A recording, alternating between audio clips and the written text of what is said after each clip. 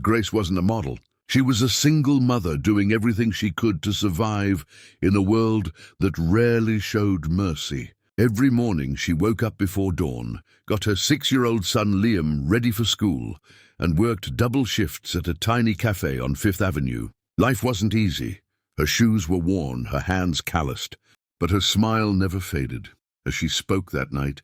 Ethan Cole, the man used to billion-dollar boardrooms and luxury jets, sat quietly, realizing just how small his world truly was. He'd spent years surrounded by people chasing wealth and status, yet here was a woman with nothing material to offer, teaching him more about life than anyone ever had. Grace didn't complain. She spoke with gratitude about Liam's laughter, about the smell of coffee in the morning, about simple things that money couldn't buy. Every word she said peeled away the cold layers Ethan had built around his heart.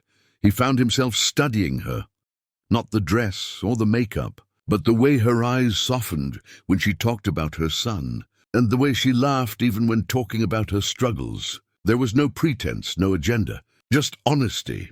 For years, Ethan had sat across tables from people who only saw him as a bank account. But tonight felt different. Grace didn't care about his wealth. In fact, she seemed almost uncomfortable with it. When he offered her dessert, she smiled nervously. "Oh, I think I'll pass. I don't want to add to the bill." That single sentence hit him harder than any business loss ever could. When the check arrived, she looked down, her face pale. "Oh no," she whispered. "I didn't realize this place was so expensive. I can't afford this." Ethan chuckled softly. "Grace, relax. Tonight's not about money." Her eyes met his, filled with surprise and gratitude. No one had ever looked at her like that, like she was worth someone's time. After dinner, he insisted on walking her home. She refused twice, but eventually gave in when he said, "Just until you get to your street." So there they were, the billionaire and the waitress, walking side by side through quiet New York streets. No limousines, no photographers, just the sound of their footsteps and the hum of the city around them. As they reached her small apartment building, Grace turned to him, smiling shyly. "Thank you for tonight, for treating me like I matter." Ethan's chest tightened. He didn't know what to say. In his world, people were always trying to matter more than others. But this woman, standing in the cold night, had just shown him what it meant to be enough. As she disappeared behind the door, Ethan stood there under the streetlight, his heart strangely heavy, yet full. For the first time in years, Ethan Cole, the man who had everything, realized what he'd truly been missing.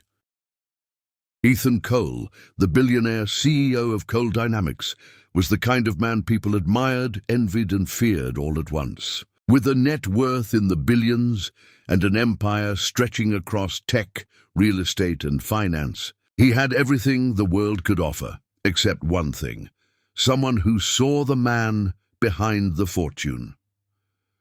For years, Ethan had drowned himself in work, hiding from loneliness behind board meetings, private jets, and glass towers. His assistant, Daniel, had tried for months to convince him to meet someone. Finally, after relentless nagging, Ethan agreed, on one condition: just make sure she's elegant. That's how he found himself at La Mirage, one of Manhattan's most exclusive rooftop restaurants. Soft violin music filled the air. Waiters moved like dancers, serving expensive wine and quiet perfection. Everything was set for what Ethan assumed would be another meaningless dinner with a model chasing headlines. But fate had other plans. At precisely 7:30, the maitre d' approached his table. "Your guest has arrived, sir." Ethan looked up and froze.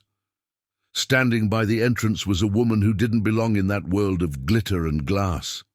She wore a simple floral dress, her hair slightly messy as if she'd rushed to get there. She clutched a small, worn-out purse, her eyes filled with nervous curiosity. "Hi, I'm Grace," she said softly, offering a small, uncertain smile. "I think we're meeting tonight?" For a second, Ethan thought it was a mistake. She didn't look like the kind of woman his friend would set him up with. No designer outfit, no diamonds, no practiced charm. Just genuine nerves. Yes, he replied slowly, masking his surprise. I'm Ethan. She took her seat, careful not to wrinkle her dress. When the waiter poured wine, she waved her hand awkwardly. Oh, no, thank you. Just water is fine. Ethan raised an eyebrow. Most people in his world ordered the most expensive bottle without thinking twice. But this woman, she didn't seem to care where she was. She looked at the view, not the price tags. At first, the conversation was stiff.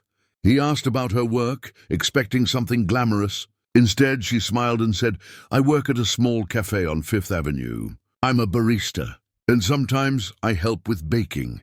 That was not what Ethan expected. She laughed lightly, embarrassed. I know it's not much, but I like it. Keeps me busy. And it helps me take care of my son. Her son. Ethan's brows lifted slightly, but she kept talking about long nights, early mornings, and a 6-year-old boy who loved superhero movies and chocolate pancakes. Somewhere between her laughter and honesty, Ethan forgot the food, forgot the restaurant, and even forgot the reason he came. For the first time in years, someone was talking to him, not to his money. And for the first time, Ethan Cole, the man who thought he had it all, realized he'd never really been seen before.